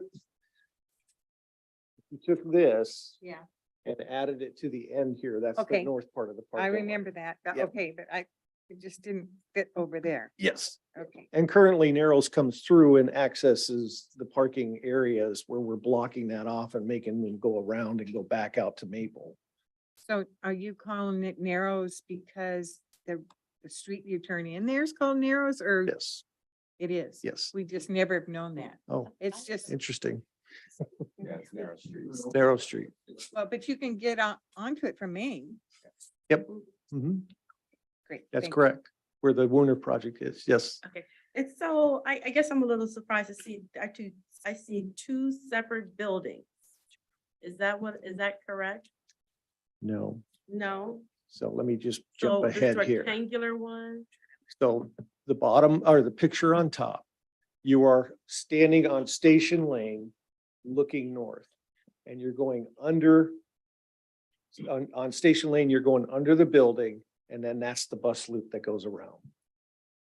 Okay, so what is between, there are two, and I'm looking at the site amenities page. Okay. What are the two different structures there? Those There's are a just footprints of the building looking from the top. What they didn't do is they didn't color over the top of Station Lane Okay. with the building itself. Think of it like a tunnel. So they were trying to, on this one, they were trying to show the pattern of the traffic movements. And in reality, this building goes over the top of Okay. Station Lane. This is a very complex project and it's been, so all your questions are greatly appreciated. Yes, Councilman Patel. So since I live at the center of the intersection on Thompson and Station Lane, are the buses that are coming from the freeway or from Puyallup, are they going down to Cherry? No, they would be taking a left on Station Lane They will. and they will Okay. go up around the bus loop and come out and take a right back to on Thompson, heading west on Thompson. Okay. Yep. So, Until it's built, you will probably see them going down the street that they currently go down, but yeah, that was part of council's initial decision years ago. Was that they wanted the bus ingress egress from Station Lane solely. So this is a representation of that. And Soundtran has designed their project in order to do that. and then today I was walking by the little daycare, and that must be where this area is. Yes, it So they'll is. be taking that down and then, Correct. They have a permit to demolish that already. And I'll go over what other permits they have, but yes, it's already been permitted for demolition. Okay. Any other questions? Yeah. Okay, back to the public plaza here. And again, thank you, Deputy Mayor, for having me explain where the parking lot goes up above there. Let's see, site amenities. Okay, so we're gonna go on to street elevations. Like I said, the top rendering is from the south looking north. The bottom rendering is from the north looking south. The larger building, or the larger or brick facade area, that is the elevators.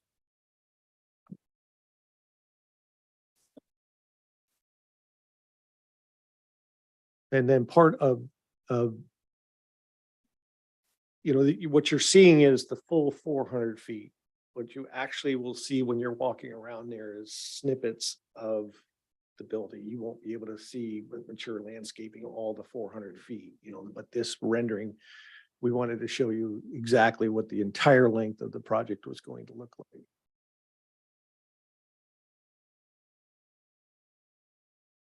On the garage, or excuse me, on the elevator shaft, going up and down there will be glass blocks that are there to or to differentiate the face of the facility itself. It's the bubble second to the left, showing the glass blocks there.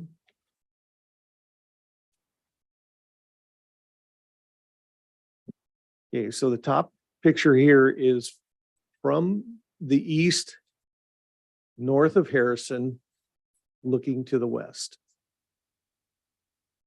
So this is the area where the housing is that will see, this is what they will see. That's in that neighborhood just to the east of the project.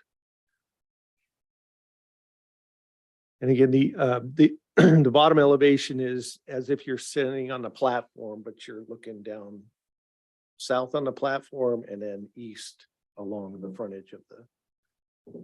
These are architectural drawings and at times very hard to extrapolate and articulate what we're trying to look for this. Deputy Mayor has a question. Sure. So that means that's the side you'll see the elevator on. No, on which one, the top or the bottom? Are you looking at this one? Yep. Yeah, isn't this the elevator? Yes, right here in yes, the that middle? is the elevator. Yes, Okay, so this is facing, that's facing north. this Eh, part of it is? That's It facing said- it north, said yes. Elevation, so I don't. Right, I don't, they're, Okay. again, go- architecture wrote east Oh, okay. elevation and it's not accurate. Okay, okay. So If you that's- were standing right there looking at the elevator, the rendering part of the right is down the platform. And the rendering on the left is on the north side of the facility. Okay. Sorry, very confusing. Has a question. Doug, thank you for going through this. Yes. In so much detail. I'm just kind of curious, looking at this picture. These brown lines is that structural and it's going to be covered with glass or is that open air? It's open, yes, and they're beams that are powder coated, the color that we've chosen, and there's on the north and south, they have to have protection from the car lights that are in there to going out to the outside, and on this side, there is not that, but it's more of a churning movement to get round to the house, 4.5 stories, yes, Thank you. this part. Have they talked about security? What- Yes, we have talked about security and they've also had some security issues recently down in the city of Puyallup. So Sound Transit is well aware of some of the newer security issues that are happening. We are lighting our top floor on all levels will be lighted, but we're also lighting our top floor. And we're also looking at dimming options when there's usually from 3 a.m. to 6 a.m. you can dim it by 60%, or if a vehicle goes in there, it'll light up because there's some kind of activity there. So yes. Yeah. It's very, and it's, this is a Sound Transit facility, but these are things that we talked about and security was one of them. So is this the color that was chosen, this brown that we're seeing? Is that the color? If you flip the page, Councilmember Cole, to the next one. Thank Okay. you for the intro.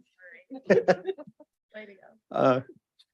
So we've gone through a number of different renditions of colors as we were building this. for during those 60+ meetings that we had. And we've landed on these color patterns here. And we've also taken color plates of this color out to the existing platform to make sure it matched with the green and the other surrounding vegetation and brick that's out there. So we felt that this was a good choice. You know, you could ask 10 people and you might get 4 different answers on what color that would be acceptable, but it seemed to fit the character of downtown and some of the brick building fronts and the colors down there. So we were trying to think in that vein of what color we should choose. And Councilmember Stewart, to your question here on the right here is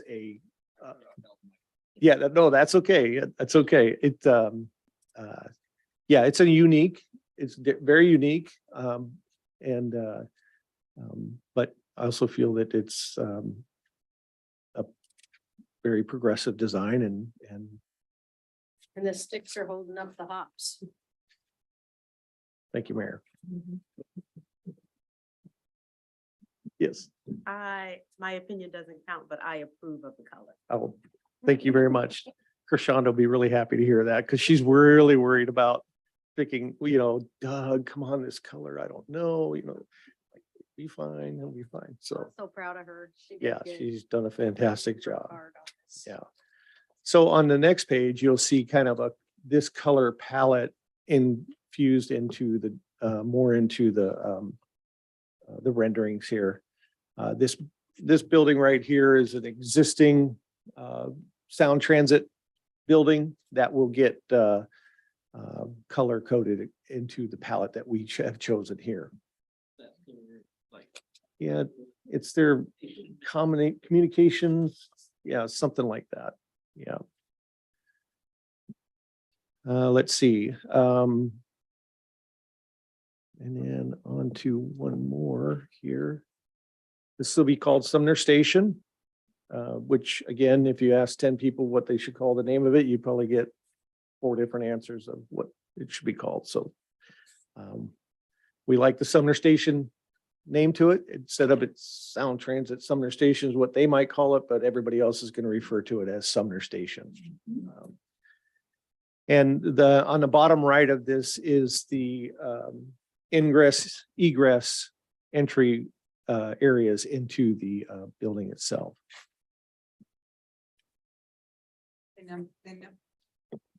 The numbers are pointing at where you can drive in. Where you can drive and walk in. Oh, drive in or walk in? 4 and 5 will be your drive-in areas. 1, 2, and 3 will be your walk-in areas. Oh.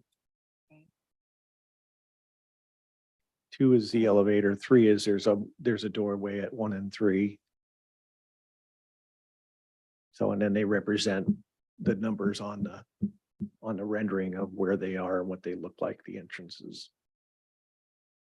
So when you come in on traffic lane, you're gonna go into the garage right away. There, you'll go halfway through the tunnel and then you'll go in. Oh, halfway through the tunnel, then go in. And the buses will be continuing to move forward and do their movement. Thank you. It's not it's the best of locations and it's the best of entry that we could come up with based on the parameters that we had and council wanting us to get them the majority on traffic or on station lane. So, Deputy Mayor, just a point of reference here, number 4 on here, where the bubble 4 is on the map, that's where the fire station currently sits. So think about you pass the fire station, you cross Harrison, and then you're basically straight into that covered area. And then, like Mr. Beagle said, you then would turn into parking from there.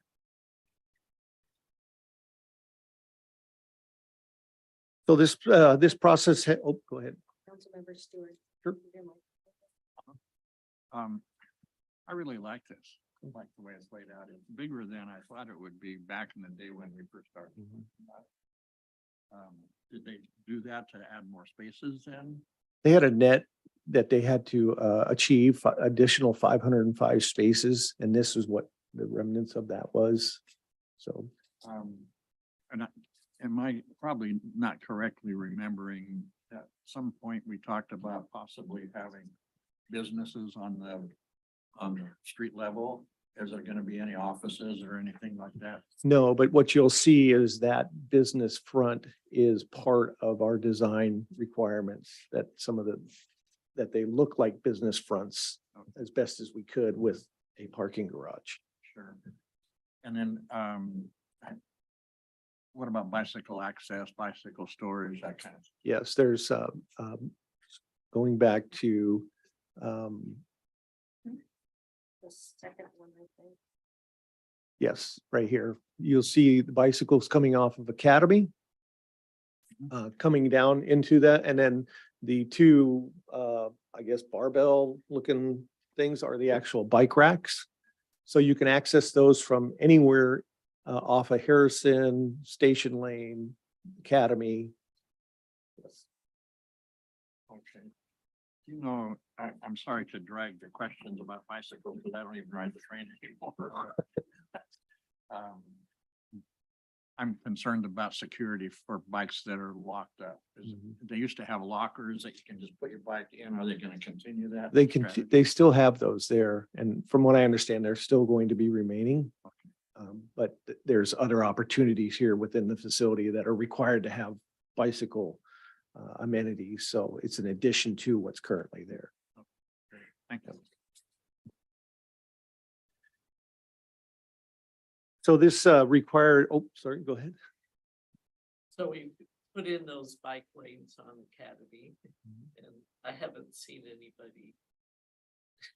When I've gone to Academy, have you used them? Not to get to the train station, but just riding around. I think the important thing is, Councilmember Potato, is we have them if they're opportunity for people to use them, so. Don't run over me. But And I Public just- Works is listening, so I'm sure they're, Just wondering if you noticed if there's been any. I have my nose to the grindstone in my office. I don't get out at all. It's, Okay. Jason keeps me just. Yeah, I haven't seen any myself. It'll Yeah. be So beneficial. Well, I'm a sound transit or sounder rider, and I haven't seen bikes, but I know that it's taken up a lot of parking spaces that used to be there. Oh, there you go. Okay, so, this required a CUP process as well as a design review. And we have completed the CUP process, and we have our hearing examiner's report back from Mr. Shelton and in favor of all of our recommendations. And so there was a hearing that was held, and he took testimony from the contractor and anybody else in the audience. And the contractor didn't have anything other than what Kershonda explained about the project. So there was no comment to respond to the contractor or Sound Transit. We had no comments from the public at that public hearing, so that process is now review and completed. The design review, that should be on my desk tomorrow for my signature.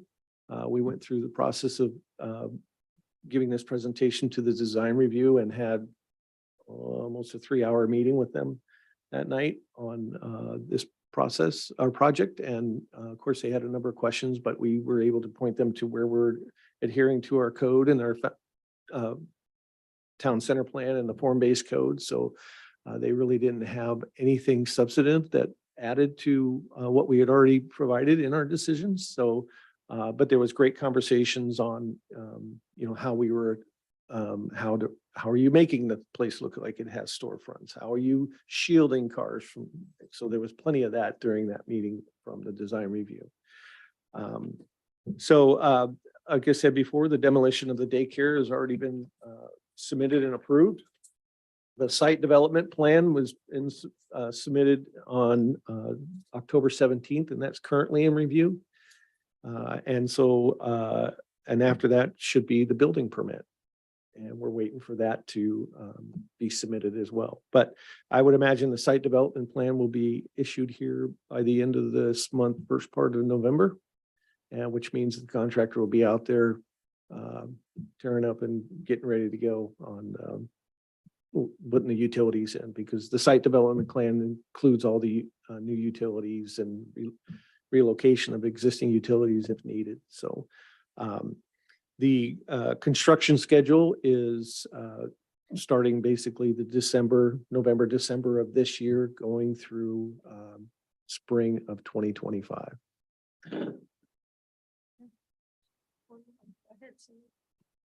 So Ms. Fiegel, with design and build, I understand that it's a little bit more flexible along the process. So how will you be able to keep them from changing things along the way? Yeah, and that's a great question, because we were asked that today of Sound Transit when they submit a request for information is what it's called, in case there is a change, that any changes to the approved plans need to be approved by the city.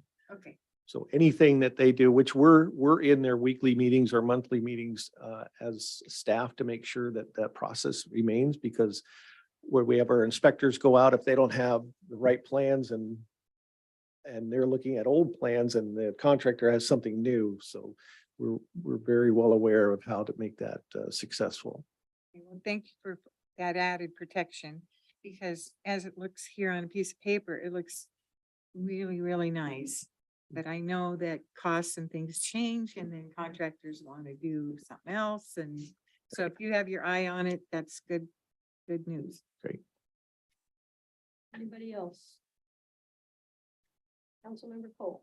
I'm curious as to whether or not Sound Transit has made any progress on temporary parking. So we do have an agreement with them that once the parking gets to an 80% capacity, which Jason and I feel it's already there, that they should be looking elsewhere, and they have been.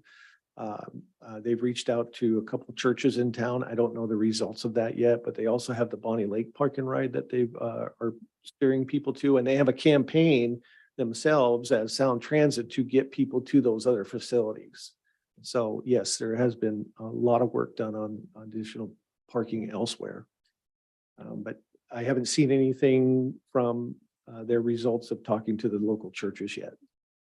And Councilmember Cole, just to add on to that, one of the challenges is they are not required to provide mitigated parking until Bonnie Lake reaches a certain percentage. And with the ridership numbers the way they are, they're not consistent 5 days a week. But they measure parking capacity over a 5-day-a-week period, right? So it's going to be a little bit more challenging to figure out when Bonnie Lake hits that 80% mark, and then that they're required to provide the mitigated parking. Like Doug said, they are currently working hard at locating some in the city, but they're also watching Bonnie Lake Park and Ride numbers closely. Well, that's going to be a little tough, because I do know that there are a number of Bonnie Lake residents that drive down to Sumner. My son is one of them. Yeah. Needs to ride the bus. And a favor, I know. And if I could just publicly thank, Doug and Krishanda and our planning commissioners, what they have achieved in the last year is vastly different than what we were originally submitted. And I really feel like it meets our design guidelines and our community character much better than the original design. And that's thanks to a lot of hours, as you've heard from them. And second, I'd just like to put in a plug. If you've not visited the Puyallup garage, I encourage you to take a drive over there, drive through it. Even at night, it's worth the drive over. It's a great example of what a modern parking garage that feels safe and looks good. Trust me, it's worth the drive over, and I encourage you to do so. And if you need a ride, call me and I'll drive you over there. When we toured it, I said, if ours looks this good, it's gonna be great. It is nice garage. Thank you. Thank you, Great. Doug. Thank you. Thanks, council. Okay. Moving on to our favorite subject. Cassandra is not with us tonight, so we have Jason and Jeff on the resolution number 1664, ad valorem property tax. Yeah, that's our last item. This is an easy one. Okay. It's an easy one, yeah. Okay. Just wait for Mr. Stephens to pull it up. Sorry, wearing That's all right. full hats. Oh, if you were in that committee. Cassandra sends her regrets. She's definitely under the weather, and even if she was here, she wouldn't be able to talk to you tonight. So you got us. Yeah, so this will definitely be a case of 2 is less than 1, with Jason and I trying to sub in for Cassandra tonight, but she left us notes, so if we screw it up, it's probably on us and not on her. So with that, Good thing you're not her job. yes, we would like to start talking about property taxes. So as you know, property tax is our most stable revenue source. Our largest revenue stream is sales tax, which can be greatly affected by consumer confidence, but property tax is the most stable. It represents 21% of our general fund revenue. That was in 2023. We reviewed the property taxes with the Finance and Personnel Committee back on October 4th, which seems like a long time ago, but it really wasn't.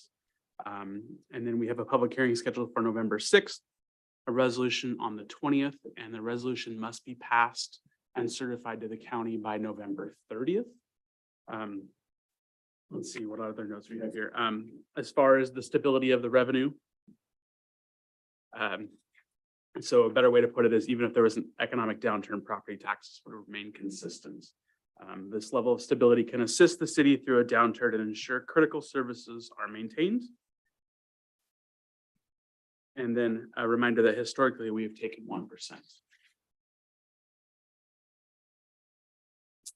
So this is kind of an example of the preliminary certification that we get from the Pierce County assessor, and it provides a sample action document with the maximum levy that can be requested.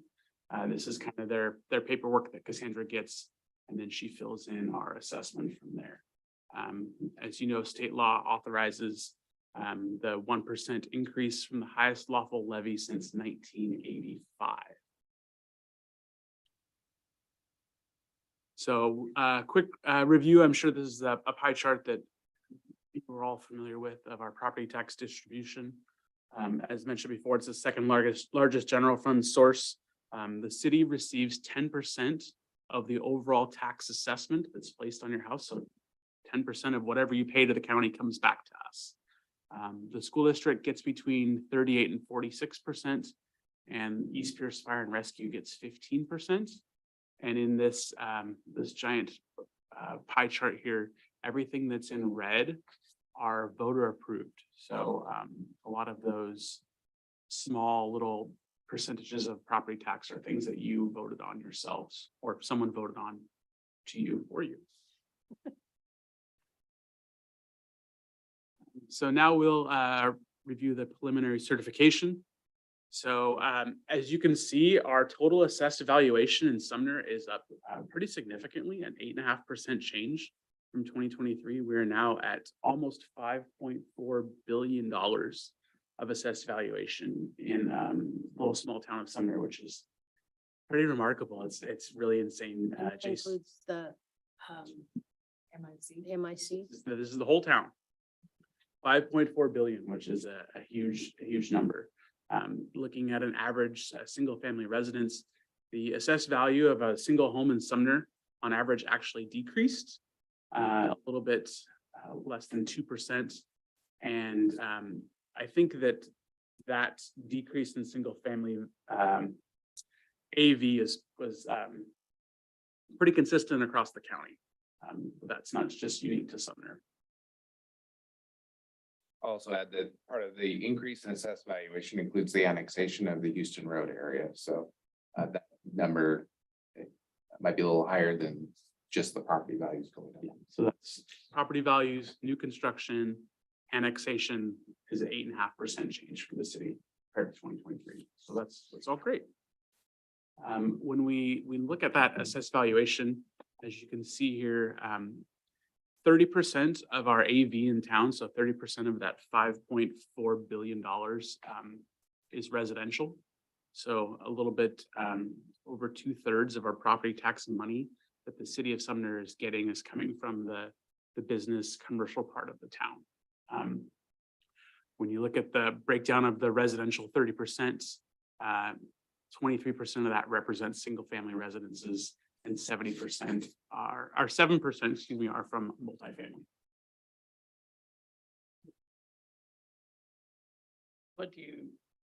How do you differentiate between commercial and industrial? Is commercial like Fred Meyer and then industrial or the warehouses. Correct. Yeah, I think this comes from the county, but I'm assuming that commercial would be places that have things that they're selling versus industrial or producing, shipping, warehousing.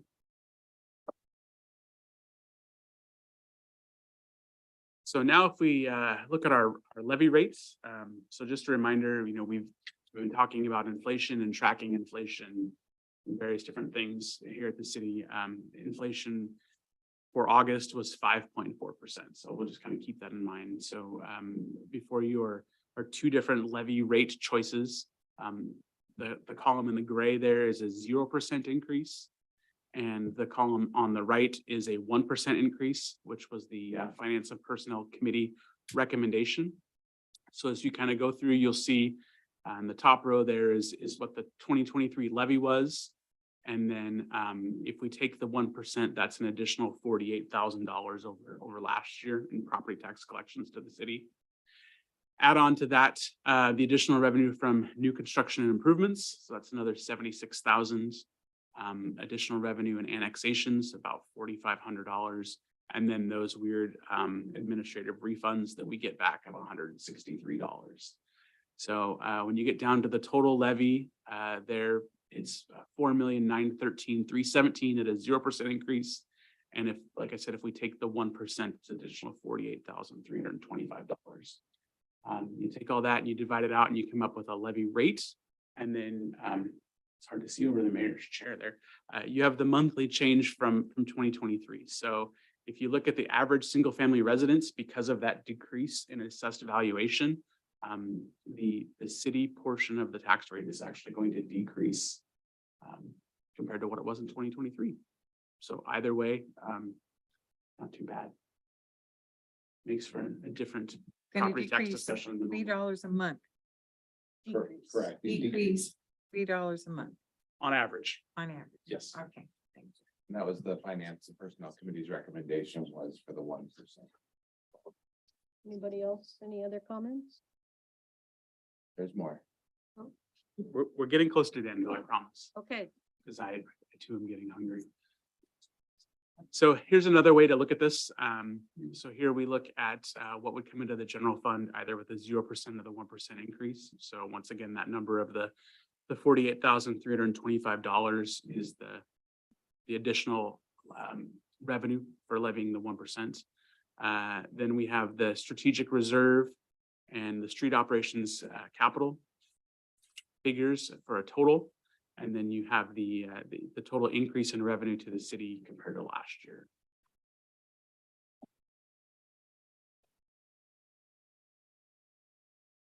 And then the last row there is what the city collects from the single family residential home in 2024. So by taking the 1%, an average residential home is going to pay $4.53 additional property taxes. Well, no, they will see the decrease. That 453 just represents the difference between 1% and 0. Sorry, correct. Yep. So It tripped us up earlier when we looked at this, but yeah, that's what it shows. I still don't think I understand that last line.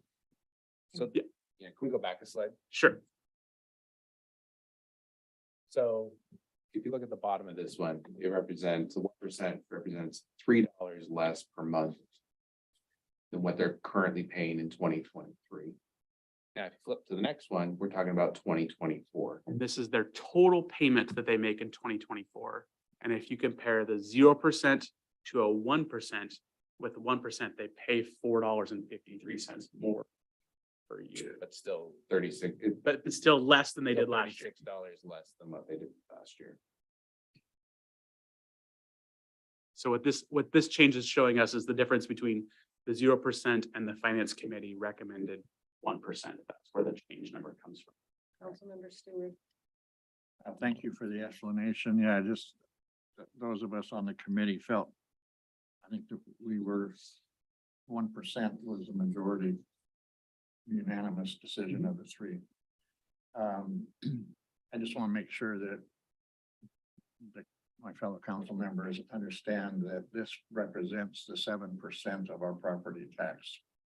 The other red numbers on the pie chart are voter issued taxes. So we have that much of the graph that we have control over. And nicely done. Thank you. Anybody else?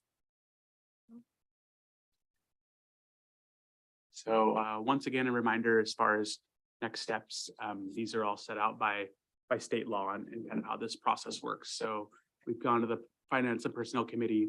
We're here this evening. Next, at our next regular meeting on November 6th is a public hearing.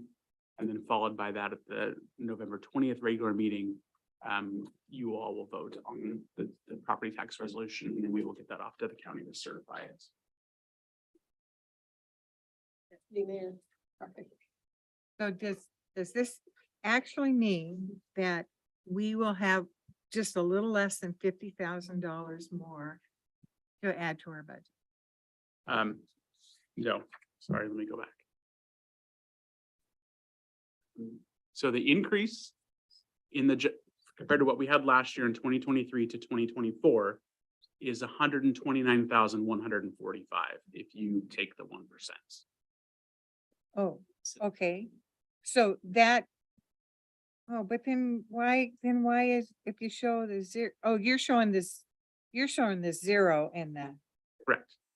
Okay, so the difference of what we're gonna take in increase is that number. So that's what we will get. Correct. Yeah. Because Okay, remember that zero, that 80,000 in that zero column, Yes. that represents all the new construction and improvements, the annexation and the administrative refunds. So that's, you get that regardless. So if you don't change the rate at all, you're gonna get 80,820. If you increase it by 1%, you're gonna get 129,145 or an additional in the change column of $48,325 by taking the 1%. Okay. So what you're trying to show us is by just taking the standard 1%, this is all that we're really collecting more from individual property tax. Mhm. Correct. Okay, thank you. Anybody else? One more One question. more, okay. I'm gonna write that down. Sure. Earl has one more. Go ahead. The summary of what's to happen, the next step is a public hearing. And that's on the 6th of November. How does the city advertise that? So that, to get it out to the public that they're invited to come to the meeting and talk? You know? Carmen left me. Man, couldn't call an audible. No, so this is always a challenging thing, right? Because we have a lot of public hearings and there's statutory requirements of how we have to notify the public. And because this is not a land use, there's no direct mailing to the public. So it's on our website, it's on our agenda, it's on an email list, because anytime we do a public hearing, we have an email list that we can send to through Constant Contact. But other than that, that is the standard way. Oh, it's also published in the newspaper. You have a newspaper. And it would be on our reader board if we had a reader board. Yeah, we don't have a reader board. I'm greatly concerned. Not that and I I'm, didn't try. Maybe with that extra 48 grand, you guys could get one. Should be awesome. From the Just thought. input we've received on the Ryan House, that there was in a lot of people's minds an insufficient amount of public notice. This bothers me a little bit, and I know historically, from all the years that I've been on the council, when we've had budget public hearings, nobody shows up. This is a big deal. I mean, they need to know what we're doing with their money and that what we could have increased it a lot more, but we held the line. So is there any way that we could ask staff to expand the minimum of what we're supposed to do?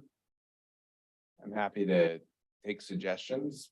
I'd be curious what that is, because at this point, we have limited social media and there are ramifications if you start changing your process for one specific thing. And we need to be consistent from a legal perspective. I'm happy to, if you guys have a specific suggestion, happy to talk to you about it. Thank you. I'm just curious how many people take advantage of our constant comment. It's a great question. Last I knew, we were well over 2,500 weekly subscribers to that. Okay. Then Because there's truly sub-lists. interested people could make sure and have that available, use that. Correct. Get it. Thank you. All right, anybody else? She must have one more. No, I'm cold. Okay, we will, It was too warm when we got. we'll move on to the city administrator report. Just one item, just a reminder that it's a fifth Monday next week, so no meeting. No meeting next week. And agenda setting, do we have any council agenda issues? The CD committee is canceled next Wednesday. So, okay. Councilmember Cole, did you have any? Committee. I've asked Councilmember Brown to come to the public safety meetings. Okay.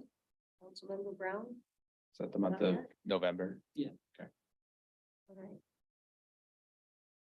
Are we good? Okay. Did you have a committee? No, actually, I have a meeting conflict most likely on the sixth.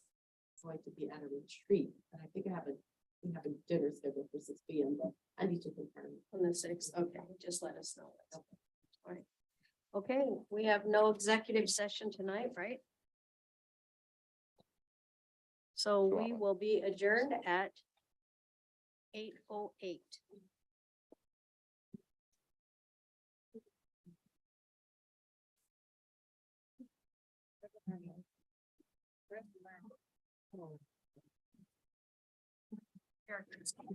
Keep it if you want.